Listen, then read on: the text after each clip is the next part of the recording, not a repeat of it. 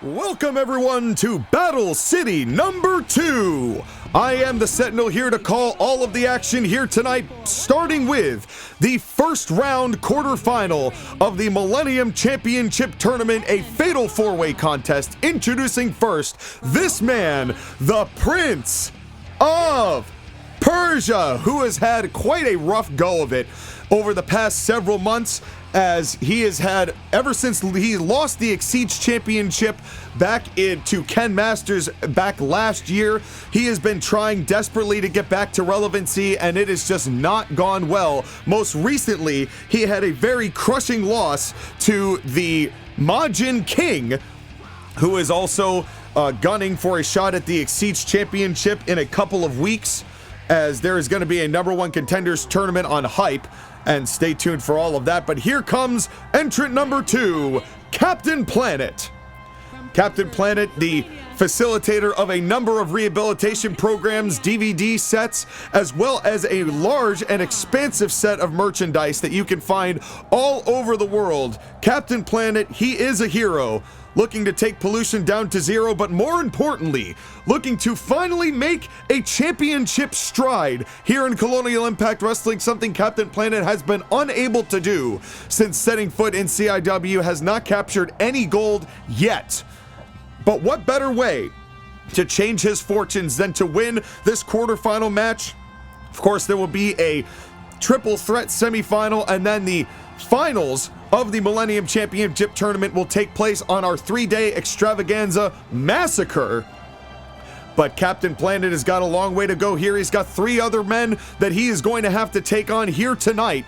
And pardon me one moment, I'm getting a phone call from the proprietor of Battle City, Maximilian Pegasus. Hold on one moment. Yes, Max. What? Are you serious?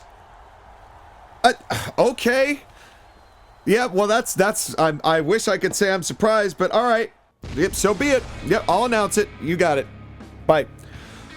Well, here comes Satan himself, the first ever CIW heavyweight champion. As I'm sure many of you are wondering where the Joker is, well, that was what the phone call was about, as Maximilian Pegasus has informed me Joker is not here. And it is just so happens that the Joker has decided to no-show CIW in...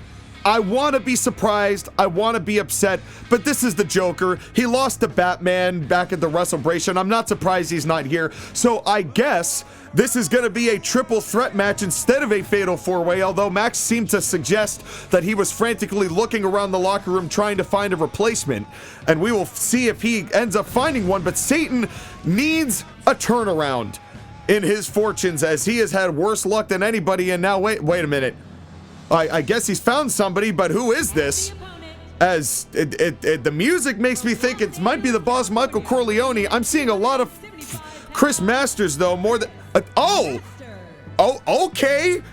So I guess Chris Adonis, also known as Chris Masters, apparently a friend of Maximilian Pegasus, and I'm getting told he was a guest here of Maximilian Pegasus tonight. He was in... Thank God he brought his ring gear, I guess.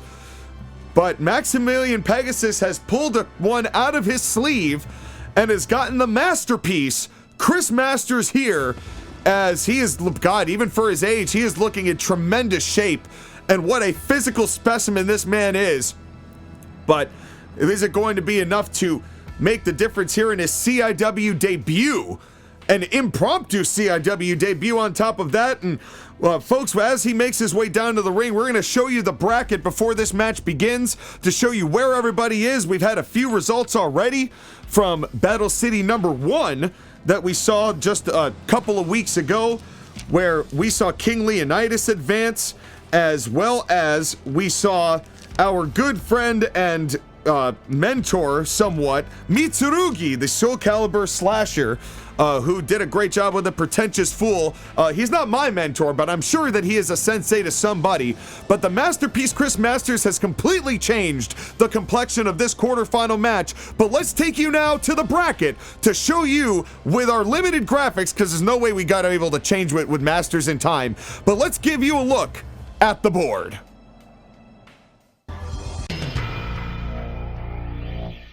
Millennium Championship Tournament. Round 1.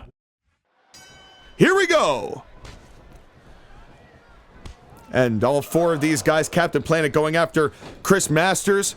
As whoever wins this matchup will be facing Mitsurugi, and the winner of our matchup later on tonight, our main event fatal 4-way between Kratos, Shane McMahon, KRS-One, and Strong Bad, as we will find out at least one half of our semifinal bracket. Mitsurugi looking on probably anxiously at home as to who the winners of these 2 fatal 4-way matches tonight will be. And so far, nobody able to gain major traction and get a distinct advantage here in the early going, as it is 1 fall to a finish, which means that it is not an elimination circumstance, which means you have to be as vigilant, diligent, and rolling as highly as possible. You need to be doing a lot of crits on investigation checks to make sure that you are keeping perfect situational awareness in order to secure the victory, or in order to save yourself the matchup. Chris Masters right now just wrenching the back of Prince of Persia. Satan breaking that up. Of course, submissions do count. And now roll up but too close to the ropes, as we have referee Luke Goss here assigned to tonight. Thank you for being here. We appreciate you being here. And a half Boston Crab broken up by Planet, who launches Chris Masters out of the ring. And now Prince of Persia stands alone, springboard, and kind of grazes Captain Planet, but wasn't able to get him off his feet. Of course, our match sandwiched in between these Millennium Championship quarterfinals is the launch of our Ash Blossom Championship Tournament. Padme Amidala versus the Pink SPD Ranger, as the first ever women's tournament, period. The first ever women's tournament in CIW history, taking place right here in Battle City. Something that misogynistic set. No, I'm not saying that about myself. Screw your script. I hate that he writes. Pegasus is trying to manufacture this way too it's a little too meticulous, Pegasus. I'm not saying anything bad about my show in order to promote yours. That's just not healthy. But in any case, let's get back to the match here and give it the precision it deserves, as a thumb to the eyes by Captain Planet, a shade of his brother, alter ego, counterpart, doppelganger, Captain Pollution, and a nice stalled suplex there by Planet. And oh, wait a second, Chris Masters has got the master lock onto Satan, and Satan does not do well with tournaments, as we know. Is that going to be enough to end it there? And thankfully, I thought Planet was going after Chris Masters there, but Satan seemed to get right back up after that, but he is not looking good. Satan, who has been on a near year-long losing streak, and it's amazing that he was able to recover after being buried alive by Dante at the WrestleBration 12, and Satan and the Grim Reaper both now work for Dante, although we have not seen that manifest itself in CIW yet. And a double suplex there from Planet and Masters, taking on the much heavier Satan. Prince of Persia, former Exceeds champion. That is about all of the title credentials. Chris Masters almost wins the WWE Championship in this game if you play the story mode enough. But weirdly enough, I think it ends up being won by Trish Stratus. Planetizer! Planetizer onto Satan! Persia's down! Masters is out of the ring! Is it enough? And and he pulls it up immediately. And I'm a little confused about that. Oh, I see what he's doing. He knew that Prince of Persia was right there and did not want to risk Persia breaking up the fall. And maybe he just knew instinctually it wasn't going to work, because that might have been some five-headed awareness from Captain Planet rather than arrogance. But it's not to say that Captain Planet couldn't be arrogant. I mean, he tries to repatriate people from their dark habits. Although we don't know what happened in his latest ambition with Bruce Lee. He did beat Bruce Lee at the WrestleBration, but we have not seen Bruce since, nor have we heard from Bruce. And so we're not even sure that we're not even sure it worked.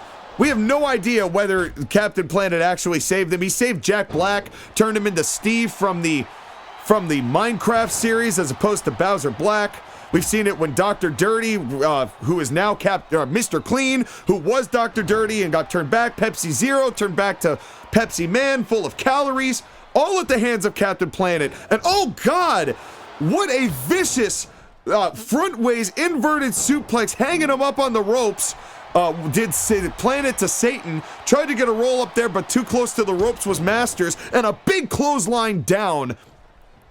And God, Persia's not looking good. Satan's not looking good. Masters, he's starting to look hurt. Captain Planet just took a pretty sizable shot there, but he seems to be maybe the best, the most intact out of all three. And he's certainly exercising some significant awareness in that regard, as taking out Persia and Masters. Another planetizer to Satan, as that could do it. But Masters is back up, but will he get to the ring in time? The cover, 1, 2, 3, and Captain Planet has pinned Satan to advance. In the Millennium Championship quarterfinal, we saw a major master lock there. Satan getting a little retribution with some backbreakers, but ultimately it was the planetizer from Captain Planet that put Satan away 2 and 3. And we didn't even get to mention that Captain Planet and Satan were in the first round of the GW Climax last year, and they meet again this year, and Satan befalls the same fate. Your winner, Captain Planet. Let's take a look at the revised bracket.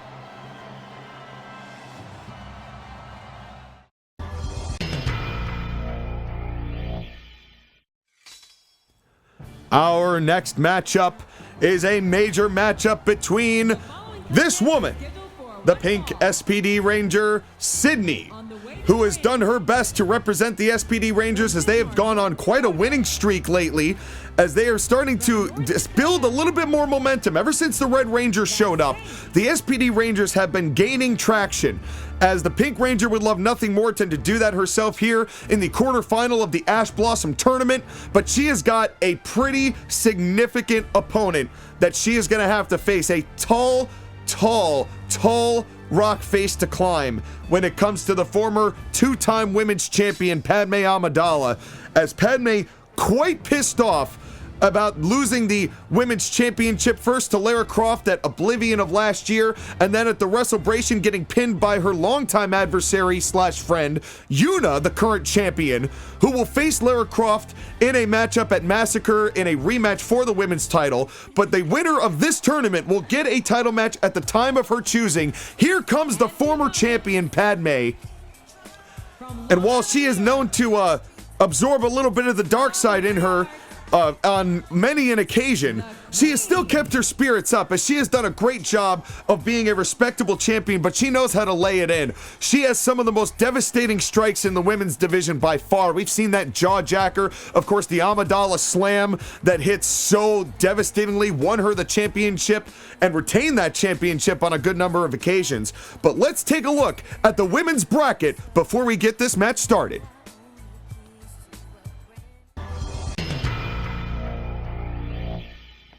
Blossom Championship. Round 1.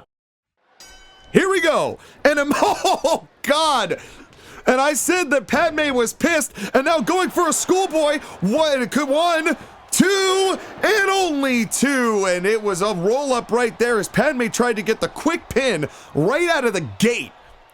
And it's hard to blame her. I told you she was pissed off. And, you know, she doesn't have any issue with the Pink Ranger. This is just, it's a tournament match. She's trying to get back into the mix. She wants that championship back. And she's got that devastating Anakin device on top of it. But the Pink Ranger, she has been known to hang with the tough ladies, with the top brass of CIW's women's division. She hasn't quite been able to seal the deal yet, but she had a hell of a showing against Wonder Woman in a title match at one point. She had a pretty major feud with Black Cat that she was up and down with. But the Pink Ranger, she is a tremendous athlete in her own right, and by all accounts, there is a case to be made that she could be a women's champion very easily if she was given the chance and given the opening. And that is exactly what she is looking to do here tonight, but trying to get a little bit of a powder between her and Padme, as Padme just trying to clobber her on a path of getting to that championship, and a back suplex there.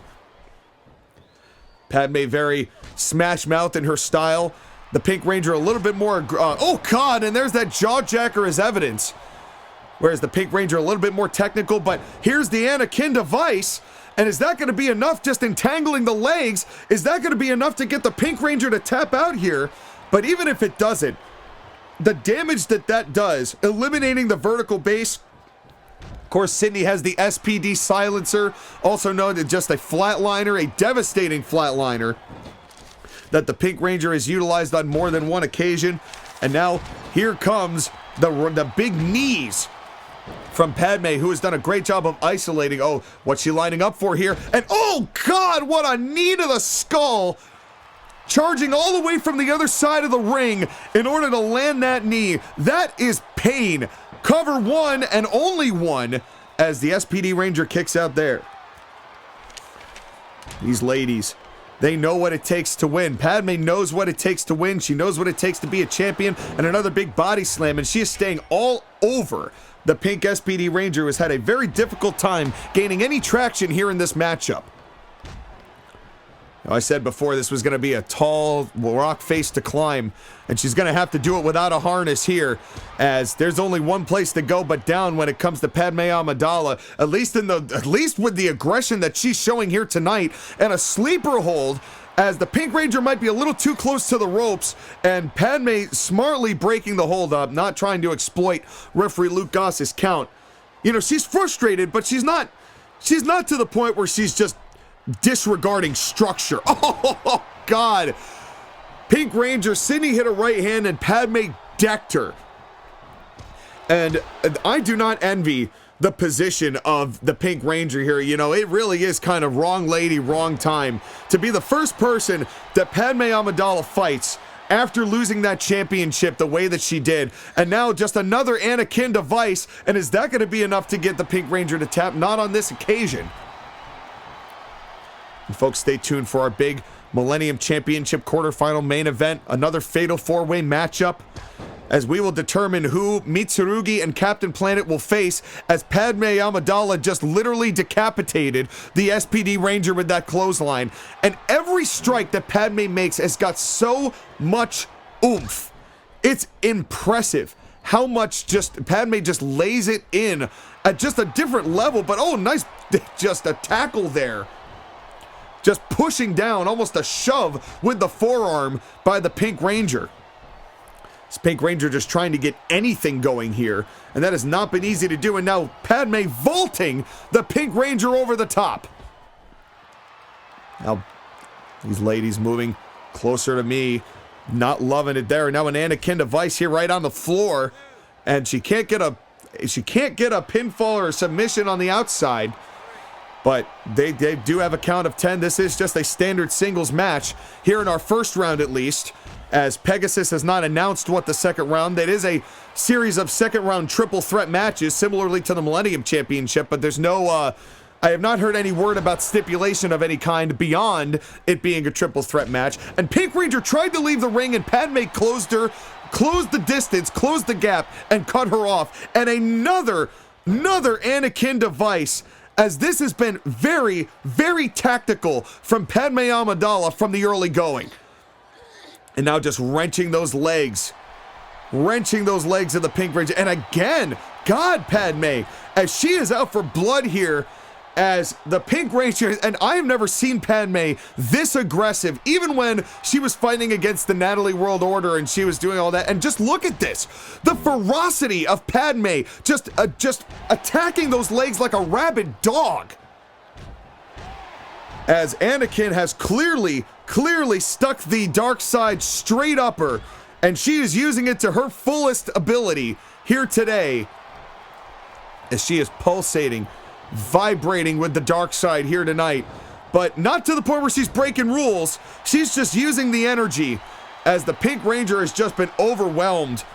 As Sydney is a great athlete, but Padme Amidala is, oh God, Padme Amidala is just feeling it in a different world here tonight. As Padme, oh God, here we go, and now she's just rolling it in a nice fireman's carry, take a drink or a scoop of ice cream. As the Pink Ranger just desperate to get anything in, and now just launching fisticuffs. Pink Ranger Sydney trying to get back in us, and what a coup it would be for the Pink Ranger. Not only if she found a way to come back and win this, but if she pinned Padme Amidala in the first round and knocked her out of the first round of the Ash Blossom Championship Tournament, that would, you want to talk about doing wonders for the Rangers, that would skyrocket her even apart from the tournament. That would immediately put her in an echelon of women's championship figures. But we will see what it comes to here tonight, as she's just trying to gain any ground, as it has been almost entirely Padme from the opening bell. Just trying to get those kicks in, but we saw that the SPD Ranger, she's having a hard time staying balanced on her legs, as Padme has been targeting them just non-stop. But a nice over-the-top suplex there that she did, almost a gut-wrench suplex. Sydney trying to gain a little bit of momentum. There's a hip toss. There's a hip toss. A little bit more coming out from Padme Amidala. And Padme, she's taking a little more damage. Can the Pink Ranger find a way to rally and win the first women's match of the first Ash Blossom quarterfinal matchup of Battle City here on Battle City number 2? And a nice pullover pile driver there from Sydney, who's starting to gain a little bit more momentum. And Padme's having a hard time keeping up here. And now Sydney, and I think Sydney's starting to show a little bit of desperation herself, as she's getting a little testicular torture here onto Padme Amidala, and there's no testiculars to be had, so it's just meat wallet mutilation, as the dark side pulsating in Padme Amidala might be rather shaken, not stirred, but we'll leave the James Bond references to another time. I don't think our women's division could handle James Bond showing up. On a side note, I've been watching the early James Bonds, and I was named after Sean Connery, but man, I don't know how some of those lines that he used on those women worked. But he was wet in panties with lines that would absolutely get him punched by today's standards. And speaking of punched, what a series of strikes by Sydney, who is starting to gain a little ground here. Can she get a major upset win over the former 2-time women's champion? And a nice spinning neck breaker there. Sydney starting to put it together. The resilience of the SPD Ranger here in effect tonight. And more jabs. And now you can tell that Sydney trying to keep her distance just a little bit more than what she was before, and that might be smart tactics, as Padme has been doing a lot of jobs staying on, and now Padme needs a break, as I don't think Padme anticipated this flurry of offense up to the top, and smartly not going off the top, as Padme got right back in. And now wait, what's gonna happen here? And oh my God! Using all of the momentum of the ropes to hit that clothesline. And yeah, I don't blame, that was a concussion level clothesline that Padme Amidala just unearthed onto the Pink SPD Ranger. And now, oh God, but that was the damage done, going after the Anakin device again. And it looked like that Padme may have tried to go for the Amidala slam, and it was countered. Will this be enough? The legs have already been damaged all match, and Pink Ranger had to tap, as she was just having her legs assaulted all match, and one last Anakin device was what it took. But you gotta give the Pink Ranger a lot of credit. She stuck it out through the end. She gained a lot of momentum, but it was just too much on this night. Padme Amidala, what a fight from the Pink Ranger, but Padme Amidala moves on in the Ash Blossom Championship Tournament. Let's take you to the bracket to show you what's changed, and then we'll move on to our main event.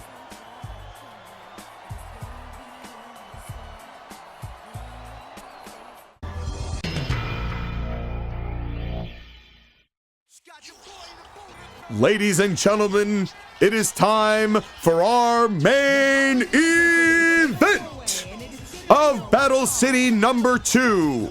And it is a Millennium Championship Tournament quarterfinal matchup. Introducing first, the man, the facilitator, the master of the professor of the College of Global Hip Hop Awareness, KRS-One,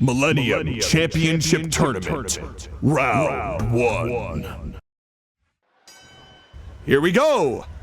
Here in your main event tonight, boy, we want to talk about a strange bedfellows quartet. You know, I want to see these four do a Mario Party together. I just want to and play golf. I mean, literally, this is a set of four that I would enjoy just watching, just sit around a couch, trying to get conversation going. But there's no time for talking here tonight. It is all brawls and all battles and all of the right hands being dealt out to Strong Bad by the Son of the South, by Kratos, the former two-time CIW champion. But of course, folks, one fall to a finish here, which means that Kratos doesn't even have to be involved in the equation in order to lose this matchup. As we saw it happen actually with Bully Maguire, we mentioned him not too long ago. In the first matchup, Bully Maguire was in the first match that Mitsurugi won, but was not able to get to break up the count in time. And that is what solidified the win from Mitsurugi, who ended up pinning Principal Skinner in that matchup to advance on, and Principal Skinner and Captain Planet and Mitsurugi anxiously await the winner of this match, as that will be the man they face in the triple threat semifinals. So a lot on the line here tonight, and a nice throwdown, and they're catching KRS-One and giving him a little bit of a sleeper throwdown was Strong Bad, and all four of these guys just gooping up the center of the ring. And nobody likes ring goop. But what is Kratos aiming for here? And I think he might have just been off the mark. And I will say, I did get the chance to talk to Kratos before this. He's a bit shaken. Kratos is not as confident as I've seen him before. I can't believe I say that Kratos isn't sure of himself. That's not an accurate depiction. But there is doubt. There's more doubt with Kratos than I think what happened with Leonidas has really shaken this man, and he needs to win this tournament. And he said as much to me that this tournament is a must-win for Kratos. And you know, I'd hate to think of the implications of what it means if he doesn't. You know, but we'll have to see tonight. This is his chance. But wait a second, roll up from KRS, suplex to Strong Bad, 1, 2, and only 2 as Kratos missed the breakup, and Shane was able to kick out right there on his own merits. But Kratos kind of offended that KRS went for a pin. And making that known, as all four of these men, I mean, what would it mean for the rest of these guys? It's Shane McMahon. I mean, I refuse to conceptualize a planet in which Shane McMahon is the CIW heavyweight champion, but it could happen. Roll up here from Kratos, 1, 2, and KRS breaks it. Oh no, both of them tried again, and Shane kicked out again. And Kratos is pissed. Kratos has given the business to Luke Goss. He thought he had that there. And that's what I'm talking about. You know, you never see Kratos argue with the referee before. But that's where he is. I don't know if, again, something is different with Kratos. And it concerns me for the people that he's facing, but also I'm kind of worried about the guy, I won't lie. And if I'm worried about him, imagine, what a German. Imagine what his opponents must be feeling. And I assume it's probably pure unmitigated fear. If I were to guess, I hope to never find out. And a big sidewalk slam, down goes Strong Bad, and a nice shoulder there, a flying shoulder from Shane McMahon, who's not feeling too well himself. Hard to blame him. And he went for something there, but Shane able to duck out. With all of that Joe Rogan shadow boxing that Shane does, keeps himself very nimble. And a big German suplex to KRS again. But only one of these men can advance. Punch to the dick.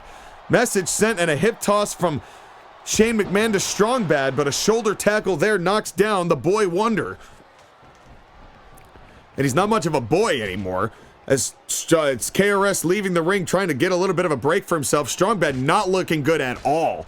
He has been dumped all the way out to the top. And a bulldog from Shane on the Kratos, as that is a pairing I never wanted to see. Shane McMahon and Kratos in one room, in one setting, in one ring is not what I expected. Shane went for a baseball slide, springboard, and he got him.